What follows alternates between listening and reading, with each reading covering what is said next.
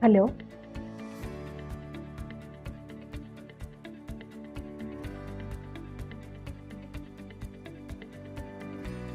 A very warm welcome to the 16th edition of the Dasra Philanthropy Week. For a decade and a half, DPW has been shaping conversations, sparking collaborations, and driving real impact across India's development landscape. And today, we kick off another incredible week, one that challenges us to think bigger, act bolder, and reimagine India's future together.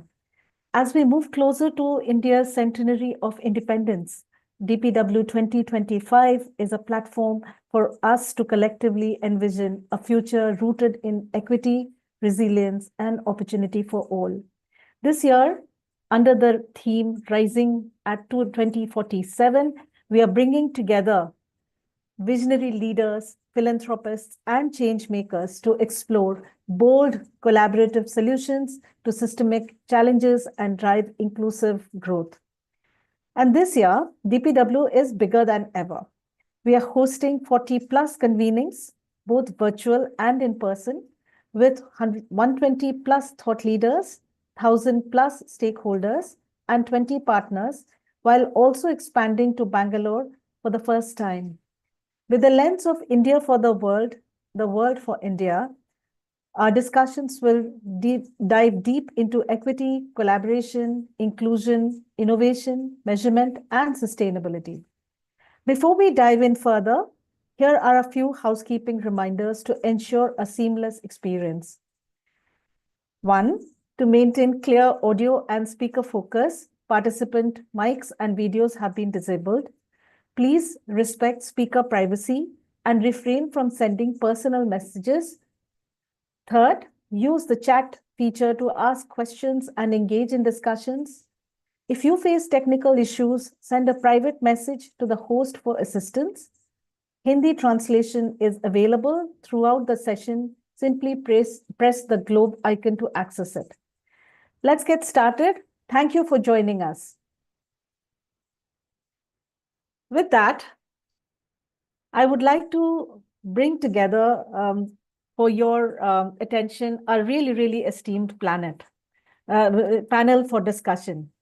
India's development landscape is as diverse as its geography, presenting unique opportunities and challenges that require a nuanced understanding of the contexts in which communities operate, be it urban areas or rural villages. This session explores the complex layers of vulnerabilities ranging from economic disparities to social inequalities, and how understanding these through a contextual lens helps identify and ensure that resources are directed towards solutions that align with the specific needs and aspirations of communities.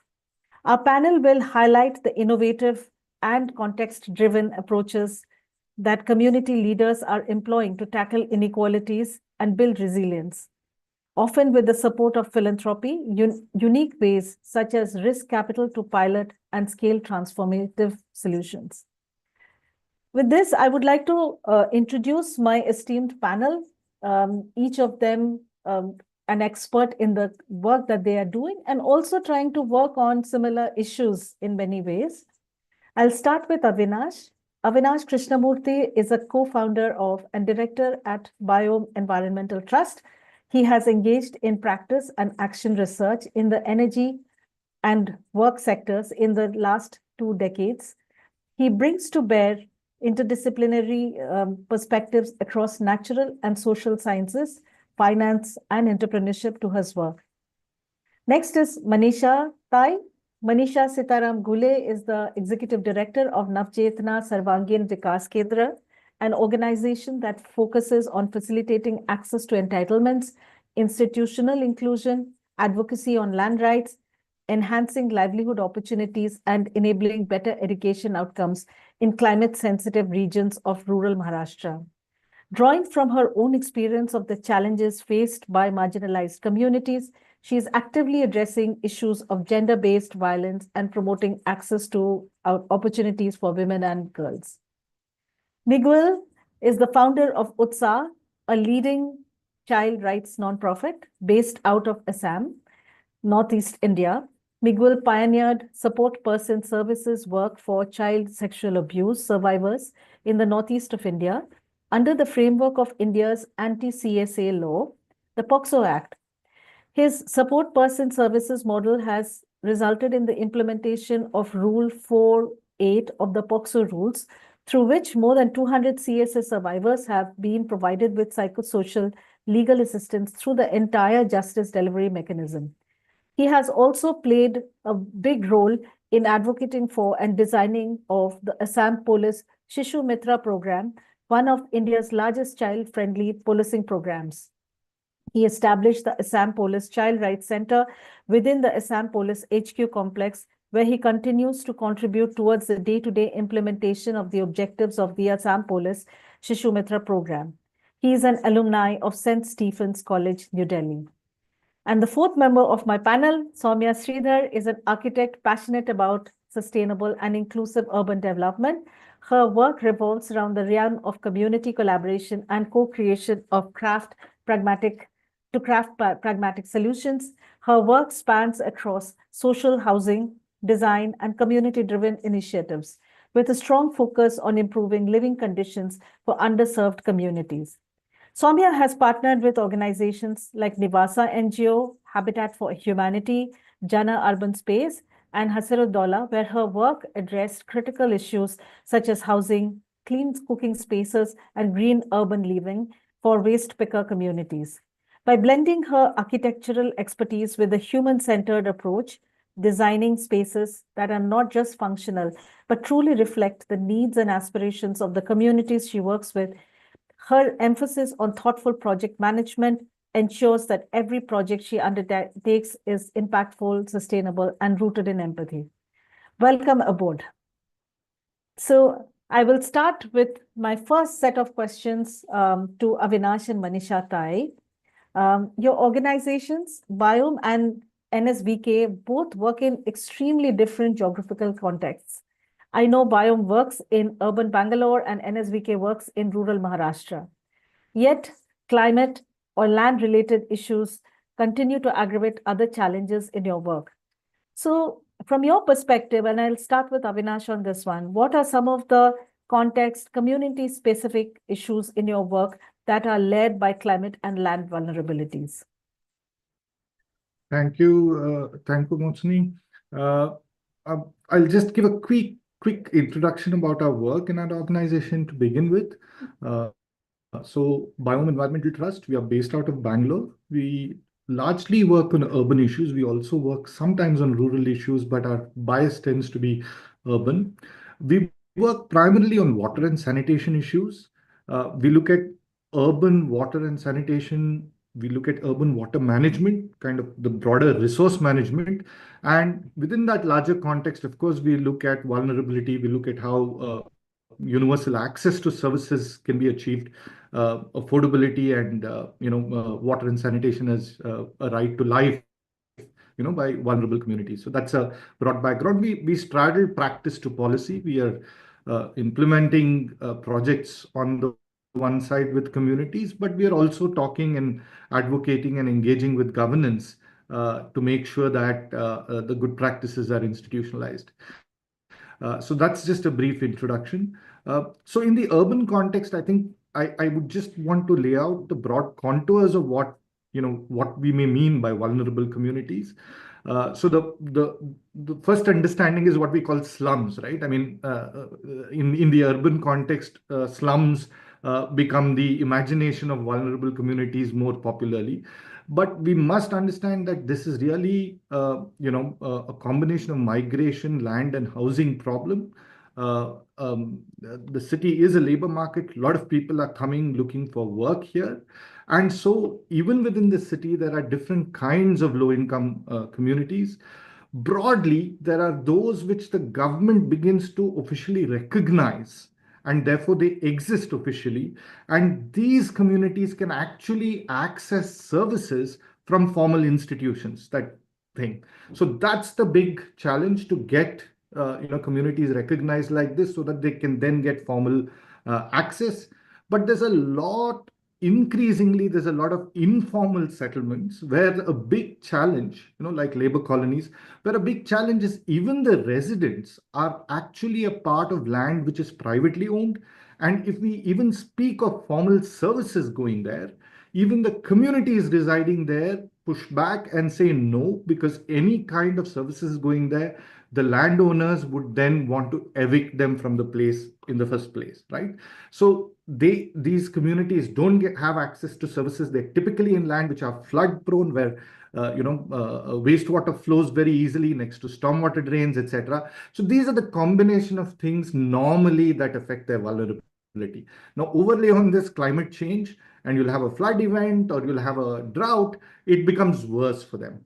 But there's another kind of community I want to speak about, which is, which who we work with, which are the community of well diggers, community of sanitation workers, plumbers, so on and so forth, the quote unquote labor sector, of the water sector.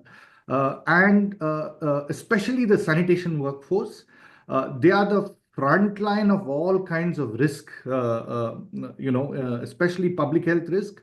They are coming, we have a lot of work that happens manually. One of the challenges is what is called manual scavenging, a very under visible issue, sometimes denied. And even as we modernize infrastructure and introduce new technologies, this coexists, but we want to deny the problem. So I've just laid out kind of the contours of the different kind of vulnerabilities, and I'll stop there right now for my colleagues to add in. Thank you. Thank you so much for laying that out so clearly for us. The interweaving of migration, talking about ownership of land and managing environmental resources comes together to create new types of vulnerabilities and layering, I think. And thank you for capturing that for us, Avinash. My next question is to Manisha Taiji. Manisha, आप जहाँ पे काम करती हैं वहाँ वो तो बहुत स्पेशल जगह है, मतलब कई चीजों के लिए, क्योंकि कई ये डिफिकल्ट है बताना कि जो अर्बन एरियाज में हम काफी देखते हैं वो सब चीजें वहाँ पे नहीं होती है, काफी डिफरेंट होता है वहाँ पे। तो Manisha ji, for the sake of audience, works in rural Maharashtra, to just repeat, and very very difficult terrains as such. So my question to Manisha ji is, आपके हिसाब से ये vulnerability जो हम कहते हैं, किस किस तरह की vulnerability आप से साक्षात होती है और किस तरह से आप इसको एड्रेस करने की कोशिश कर रहे हैं? थोड़ा अपनी ऑर्गेनाइजेशन के बारे में अगर आप बताएं, और किस तरह से इस आप ये हैंडल कर रहे हैं, ये थोड़ा सा बताएं हमें अगर।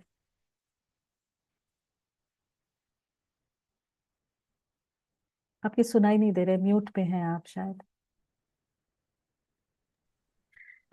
नमस्ते एंड थैंक यू। जैसे महाराष्ट्र के बीड जिले के बारे में अगर हम सुनना चाहेंगे और देखना चाहेंगे, तो बीड डिस्ट्रिक्ट यानी गन्ना काटने वाले मजदूरों का डिस्ट्रिक्ट बोल के पहचाना जाता है।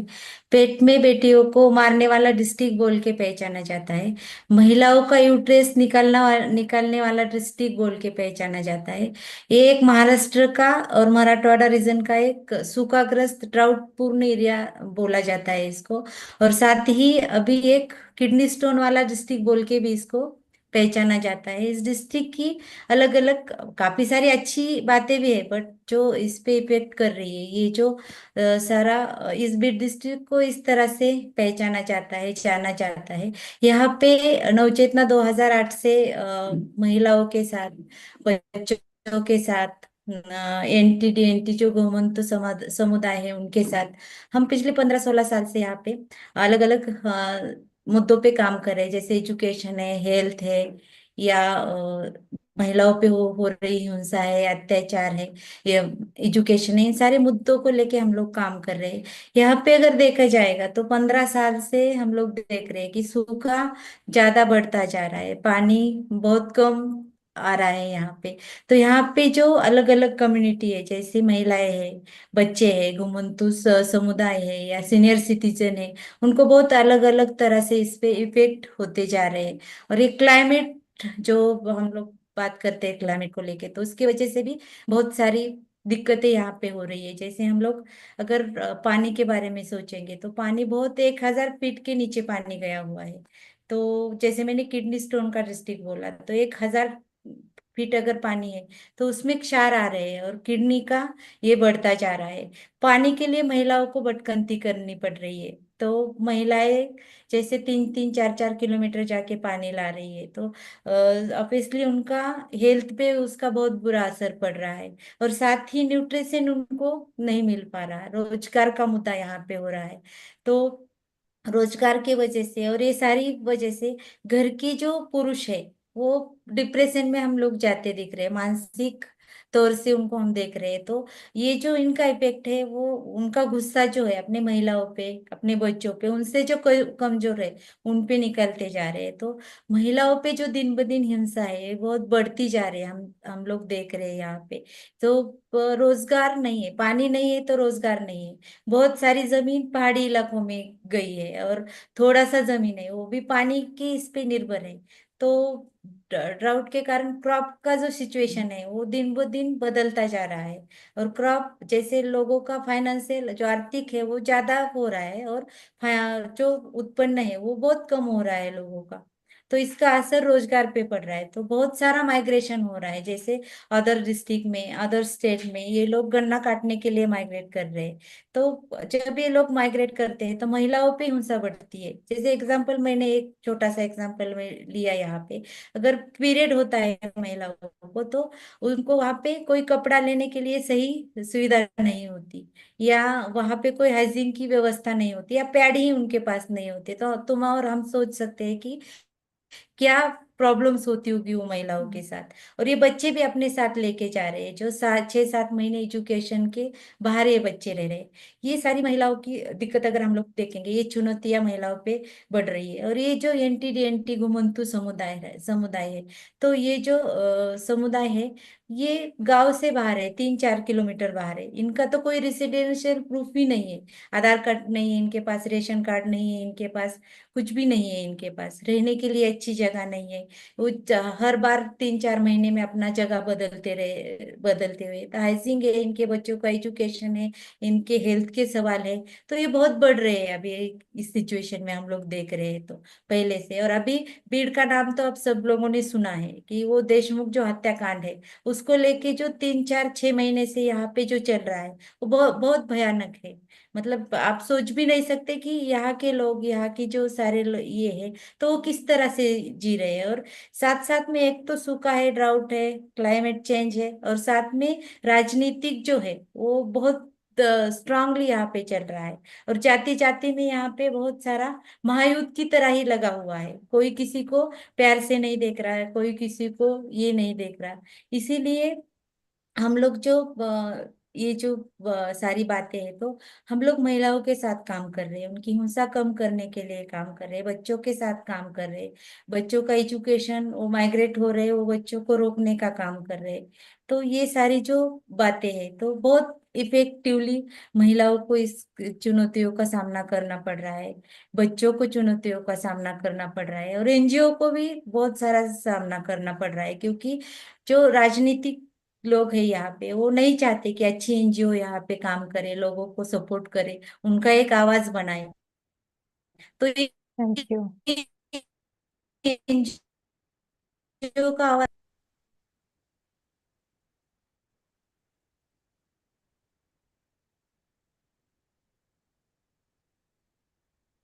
हाँ, सॉरी, लास्ट सेंटेंस थोड़ा सा मिस हो गया था। पर जी जी। इन चुनौतियों के बारे में हम हमारे साथ शेयर करने के लिए थैंक यू। और कई दिशा से ये चुनौतियां आ रही है एक साथ, एंड इसीलिए मुश्किल भी हो रहा है। थैंक यू मनीषा ताई। तो क्वेश्चंस आना शुरू हो गया है मनीषा जी, अभी जो दिख रहे हैं मुझे चैट में। But before I go to the questions, I really wanted to reach out to my other two panelists, Soumya and Miguel. Miguel, you have been working with children for a long time, and it's from their perspective the type of changes that we are currently looking at, and how are you going about addressing them through the regulatory structure as well as the non-regulatory structures? Would love to hear your thoughts on that. Hi, Motashi. Hi, everyone. Well, in very briefly, we began our work with having conversations on violence against children across communities in Assam. And then we realized that one of the biggest problems, which was unaddressed for a long time, was the issue of sexual violence. Well, that's how we began our support person work, especially under a legal regime that was very recently introduced when we started our work. In 2012, the POCSO Act came into being. And just 4 months after that, we started to work around implementation of the POCSO Act, where we realized that services towards children who are victims of sexual violence, especially the child protection system, was very unresponsive, very apathetic, and mostly not aware of the new law. That's how we began our support person work, to provide psychosocial legal assistance to children who are victims of sexual violence.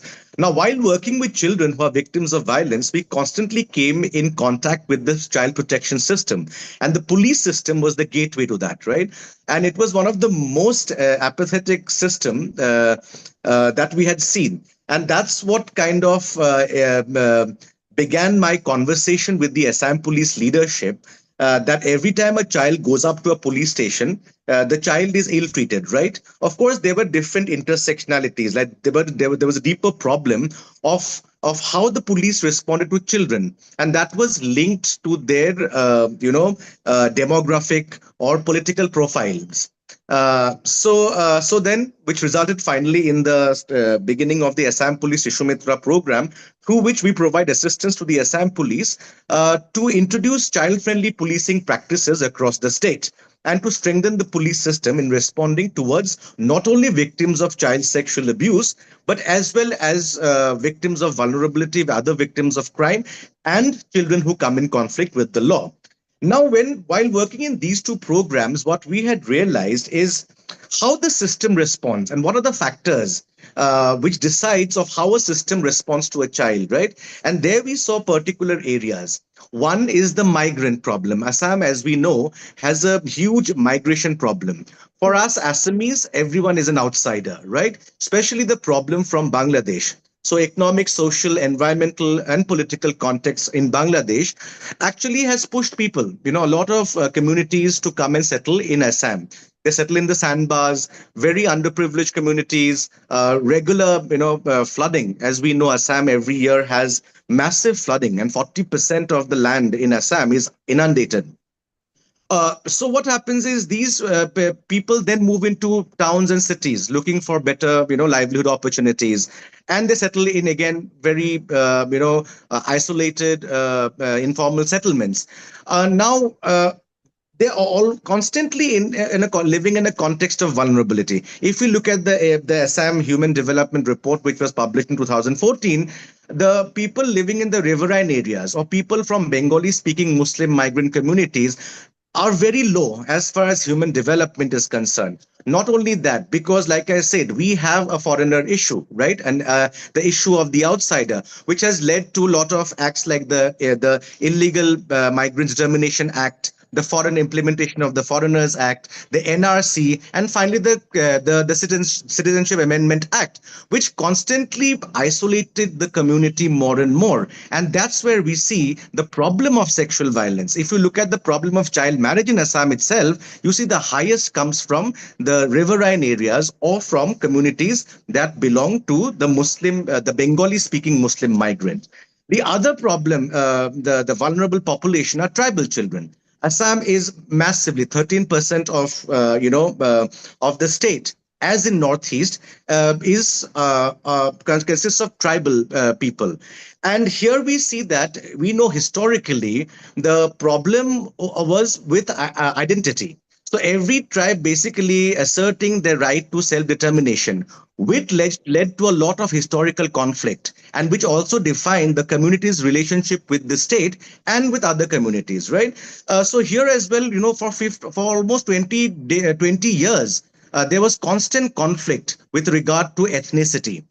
In Assam, in Northeast for 50 years. So what happens is, so development remained really backward. Again, the apathy of government, of the governments of the time, really isolated the tribal communities. And then with the tribal communities asserting their own right to self-determination and identity, the influx or the incoming of aliens that we call, or foreigners, poses a bigger problem, and this gives to another set of conflict. We saw recently in Manipur, there was only the last decade that we saw some amount of peace, but again Manipur flared up again because of the ethnic problem. So due to this ethnic rumblings of violence for years, we see a lot of vulnerability in these communities, and from here we see issues like trafficking, we see issues like child sexual abuse, issues like child marriage, school dropout, and which kind of prolongs the status of vulnerability of children living in those communities.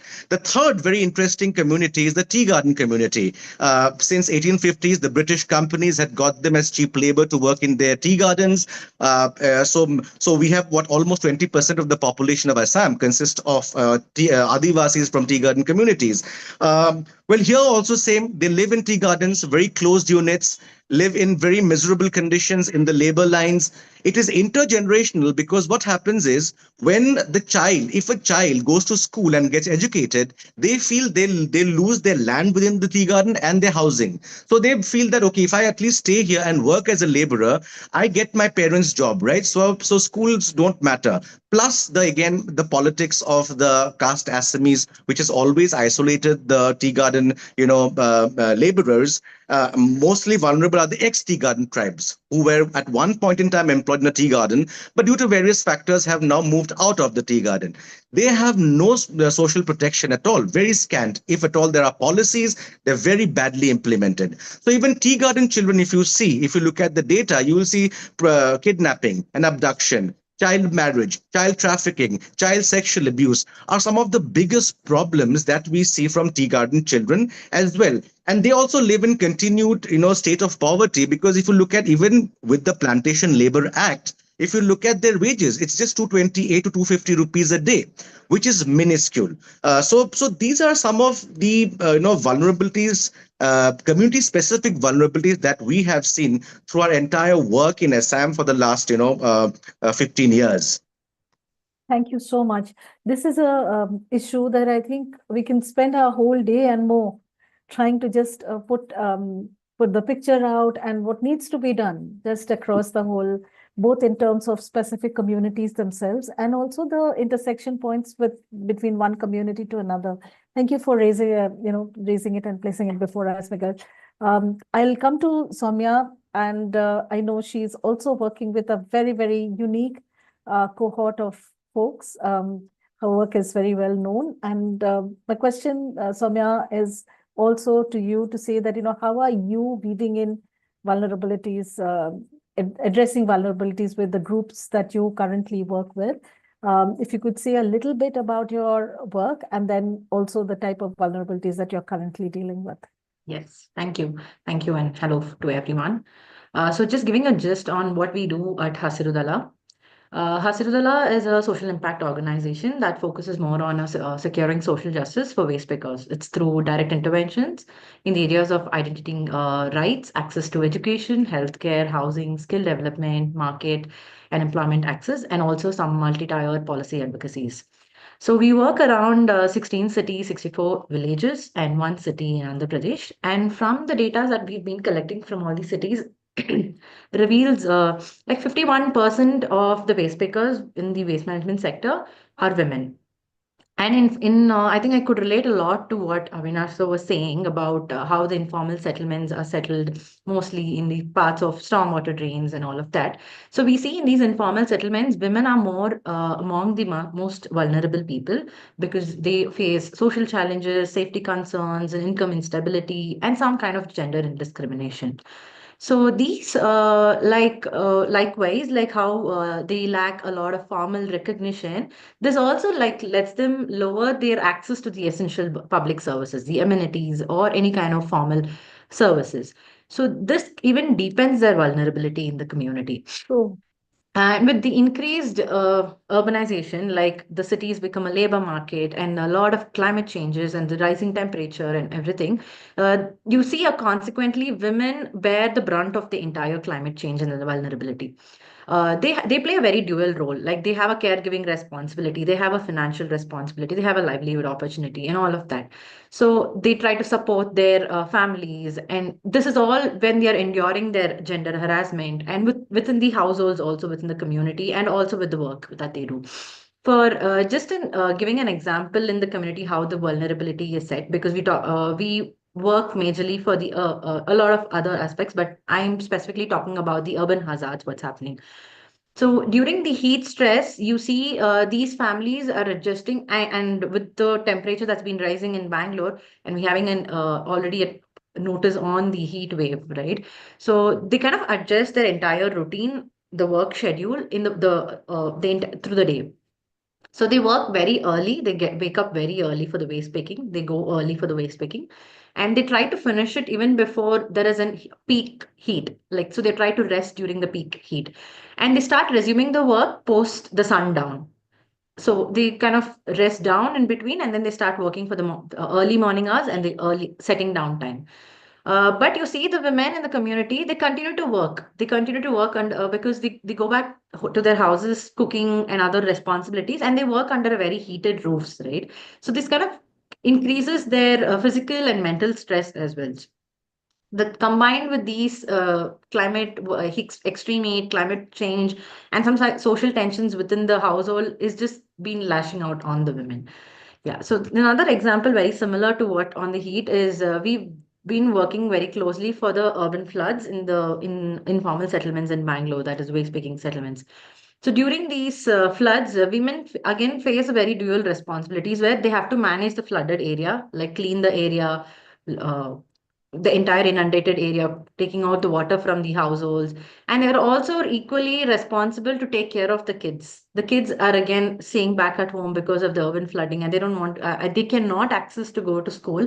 And so they have to take care of this also. Well, men, they are mostly on the physical work on trying to relocate the area or trying to get some financial assistance and everything. So the women are again left back doing a lot of dual responsibilities in the community.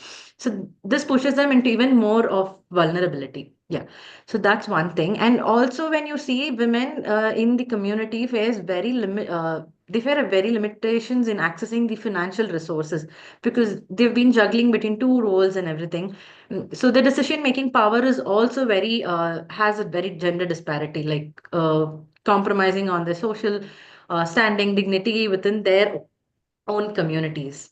Yeah, so these are some things that I could add on to the conversation. Yes. Thank you so much. And thank you for sort of bringing in the finance part of it as well. It really shows the importance of that element as well. And also the vulnerabilities, that additional vulnerabilities that kick in at the time of a heavy rainfall or a flooding or, trying to figure that out. So thanks to all of you for bringing in your respective experiences to this table and the panel to share it with the audience as such. Going to the next, and I know that there are several methods that you've been deploying yourself, trying to understand and address these vulnerabilities as such. But very quickly, in fact, and I'll start with Avinash and go in the same order. If you could tell us if there was one solution that you would like philanthropy to, come and support in this particular space, I'd love to hear your thoughts on that. Sure, Bhautishi, thank you. What I will do is I will kind of share two experiences very different from each other, and one, and the relative kind of importance of each other.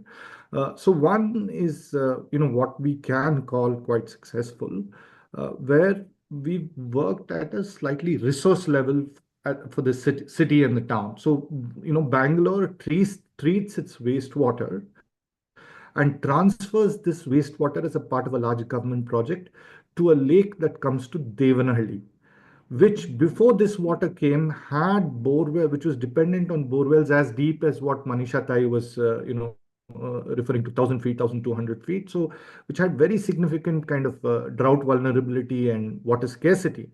right? But as these treated wastewater is coming into the lake, the aquifers are filling up. And we worked with the town to rejuvenate old wells, open wells, and introduce new, very, very shallow wells. Because now water is really, really at much shallower levels, right? With this transfer of treated wastewater. So it's a collaboration between a big city and a small town on its outskirts, right? So that's the kind of collaboration that has happened. And this water is then picked up, treated, and then supplied. Right now, the treatment system has been sponsored by CSR, by philanthropy, corporate philanthropy, really. And it's a demonstration, right? And now conversations are on where institutions now want to take this up and scale this for the entire town of Devanahalli and spread it to many other places where this treated wastewater goes. Now, of course, this works at a resource level and doesn't automatically mean that this solution has reached, the universal access within the city still is dependent on the city making sure the pipes go and reach the low income settlements, so on and so forth. But still, even when that may not have perfectly been achieved, what it has also done is it's improved the resource so much that other ways in which the low income vulnerable communities may use as coping strategies, those coping strategies now become much simpler. The informal markets that get water to it, or accessing water through public kind of sources of water, by the community, all this becomes that much easier and that much cheaper. So this is a kind of a solution at a very, very resource level. The other quick thing one wanted to share is the work with, sanitation workers and manual scavengers, where Avinash, I'm going to ask you to keep Sure. it crisp. Yes, go Yeah. ahead. So very quick thing. It's a collaboration between a network of manual scavengers who want to assert their rights and sanitation workers and assert their rights. So this is a collaboration between us and them, where we then work to connect them to the bank and the system so that their entitlements are under law or accessed. Otherwise, there's no system or institutional setup where they can use as support to actually access their entitlements. So their first job is to declare themselves as needing of these entitlements, getting that political win. But then there's this whole implementation side. And unless this kind of collaboration gets supported, nothing moves forward. And that's work in progress. So two examples. Wonderful. Thank you. And what I'm taking back from here is that it would be good to get philanthropic support for solutions like this, which actually bring different actors together and, sort of integrate challenges. Thank you so much. Interest of time, I would love to have a more deeper conversation on this. Manisha ताई, quickly अगर आप थोड़ा सा हमें बताएं कि वो जो वल्नरेबिलिटीज के बारे में आपने पहले खुलासा किए थे, तो कोई एक सोल्यूशन जो कि काम कर रहा है और फिलैंथ्रोपी किस तरह से इसका हेल्प कर सकते हैं? जी बिल्कुल। जैसे तो तीन तीन साल से हम दशरा के साथ जुड़े हुए हैं। तो उन्होंने हमें अलग अलग डोनर्स के साथ मिलाया है। मतलब कोई डोनेट करे, ये पैसे की बात नहीं होती, कोई हर चीज अलग अलग डोनेट कर सकता है। जैसे कोई टीचिंग में एक्सपर्ट है तो वो हमें हमारे बच्चों को टीचिंग में सपोर्ट कर सकता है इस तरह से। या कोई सीएसआर है या फिलेंथ्रोपिक्स है तो फंडिंग के द्वारा वो हमें सपोर्ट कर सकते हैं। हम जो सर्च कर रहे हैं या ग्रास रूट लेवल पे जो एनजीओज काम कर रहे हैं, तो बहुत बार लैंग्वेज का मुद्दा होता है। हम काम बहुत करते हैं बट हम प्रेजेंट नहीं कर पाते।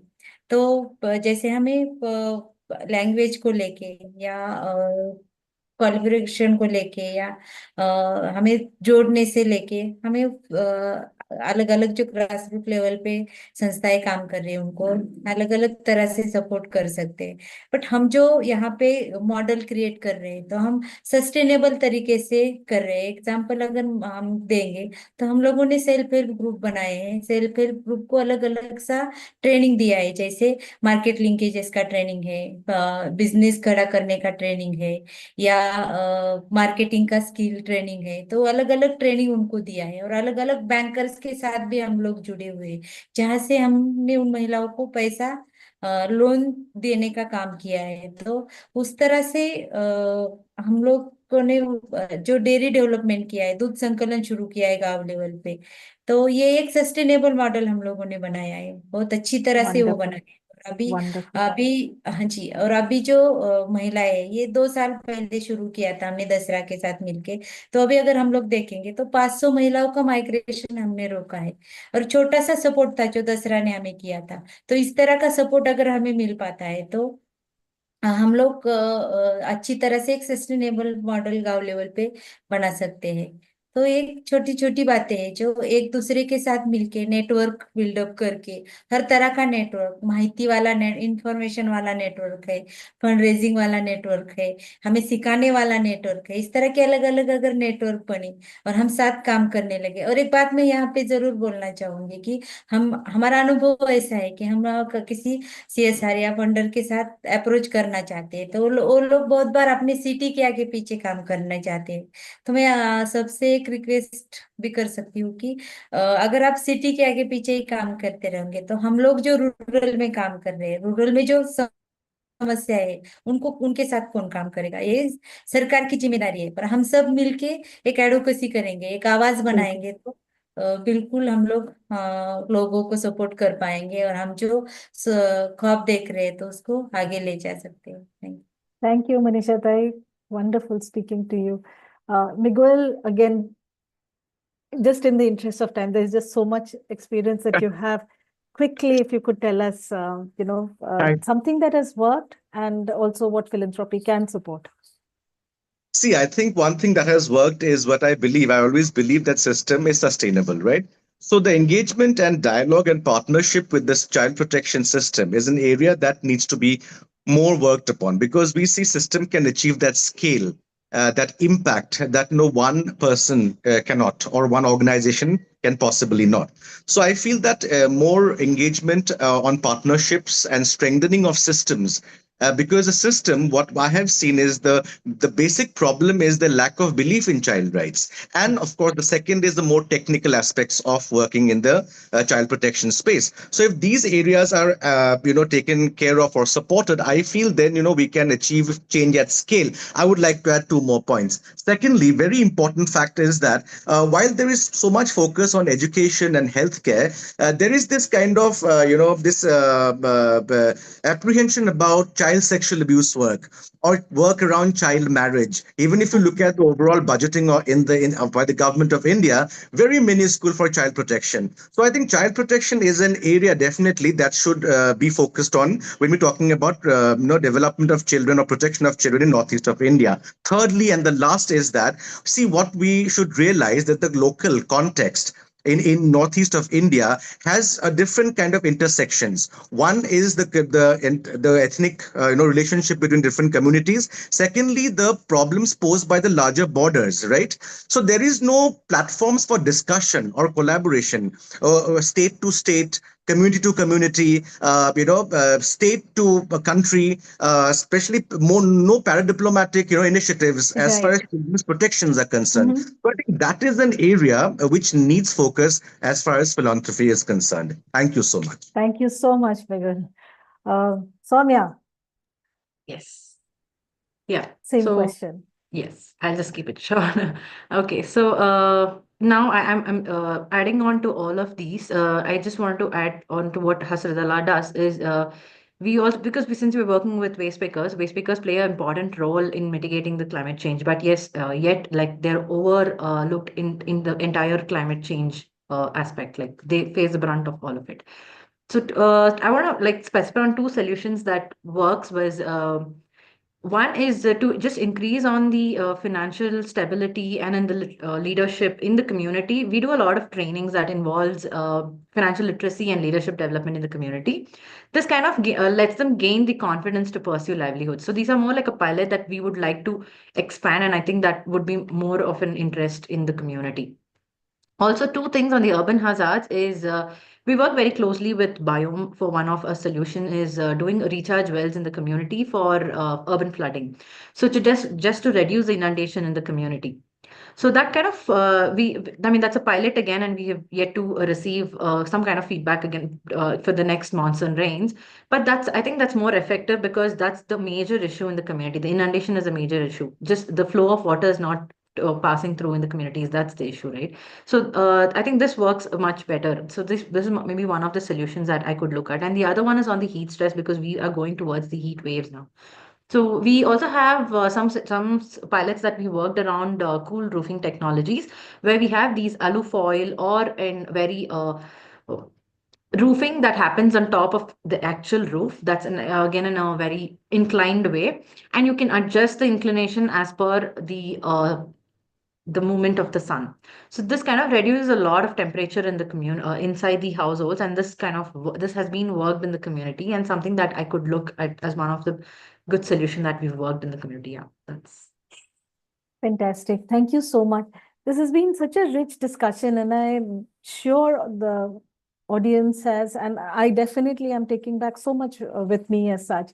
So from Avinash, I learned the importance of, how can different partners come together to actually make solutions sustainable on the ground, whether it's a big city and a smaller municipality trying to come together to find solutions together, and such solutions do exist. I mean, so that's really wonderful to note as such. Manisha, I thank you for bringing the notice back to rural areas, really, to say that, efforts need to happen in the rural areas as well, not just stay focused in urban slums or urban city development plans as such. So it's an invitation to philanthropy to go and invest much more in rural areas. Thank you for bringing our notice back.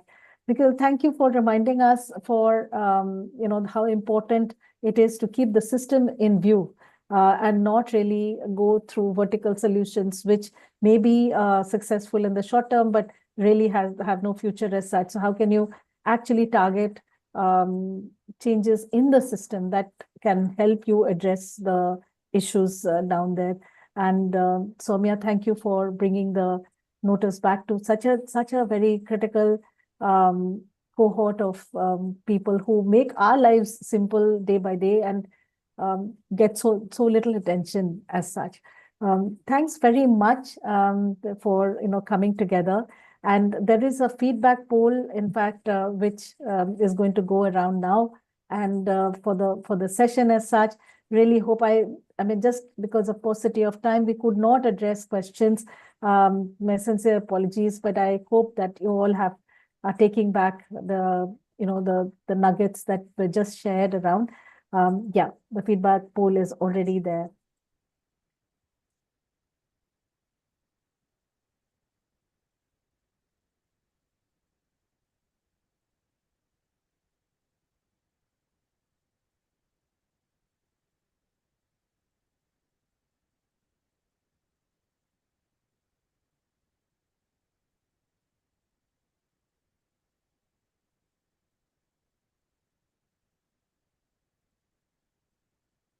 Bye to Ahila.